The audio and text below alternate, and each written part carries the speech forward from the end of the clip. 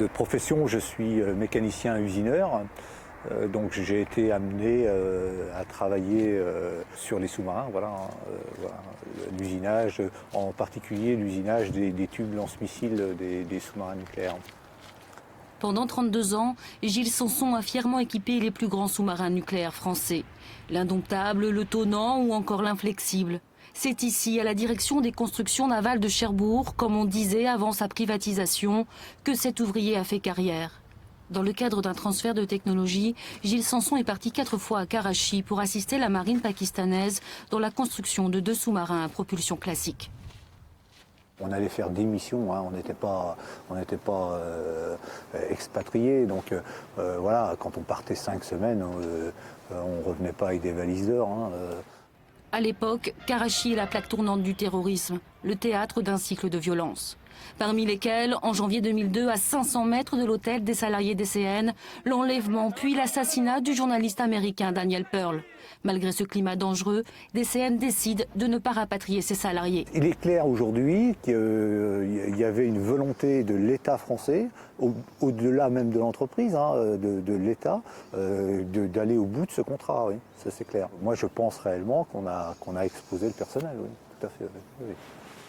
Et le 8 mai 2002, à 7h45, tout près de l'hôtel Sheraton, un kamikaze lance sa Toyota rouge bourrée d'explosifs contre un bus. À l'intérieur, 23 ouvriers DCN. Cette attaque fait 14 morts et 12 blessés. Gilles Sanson est le seul à ne pas avoir perdu connaissance. Je préfère pas m'attarder, enfin, rentrer dans le détail de cette scène horrible. Voilà. Ça vous appartient? Bah, oui, bien évidemment que c'est aujourd'hui gravé en moi, hein, cette scène, l'horreur. Mais voilà, la décrire, voilà, je voudrais garder un peu de pudeur par rapport à ces familles. Voilà. Gravement blessé, Gilles Sanson est cloué 6 mois en fauteuil roulant. C'était un véritable combat, quoi. Je n'acceptais pas le regard de mes enfants. Attends. Voilà. Au bout de 13 mois, Gilles Sanson reprend son poste à la DCN. Pour lui, à l'époque, c'est Al-Qaïda qui est à l'origine de l'attentat. Mais en 2008, le rapport Nautilus, un rapport interne que DCN a dissimulé à la justice, ouvre la piste politico-financière, qui a conduit depuis à de nombreuses mises en examen de ministres.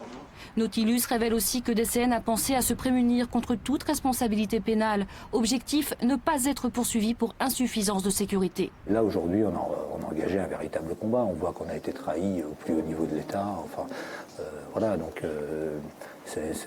personne ne me fera arrêter ce combat, quoi. C'est clair. Il nous faut la vérité, quoi.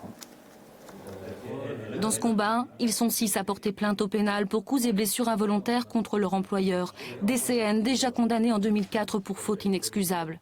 Ces blessés de Karachi reprochent à leur entreprise d'avoir sous-estimé le risque. Le niveau de sécurité renforcé n'était pas appliqué. Invariablement, leur bus partait à heure fixe, toujours sur le même trajet. Le responsable de la sûreté en poste à Karachi, déjà condamné pour manquement grave à la sécurité, n'aurait pas pris au sérieux les différentes mises en garde, les jugeant inutilement pessimistes. C'est tout cela que ces survivants raconteront à la police cette semaine, eux qui n'ont jamais été auditionnés, hormis dans les jours qui ont suivi l'attentat, il y a maintenant presque 10 ans. La vérité, toute la vérité, rien que la vérité.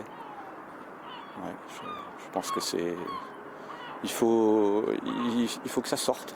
Il faut que ça sorte de notre corps pour pouvoir un petit peu se libérer de tout ça. Ouais. Ouais. C'est important de leur faire savoir. Ça n'a pas de prix. Bah non. Non, non.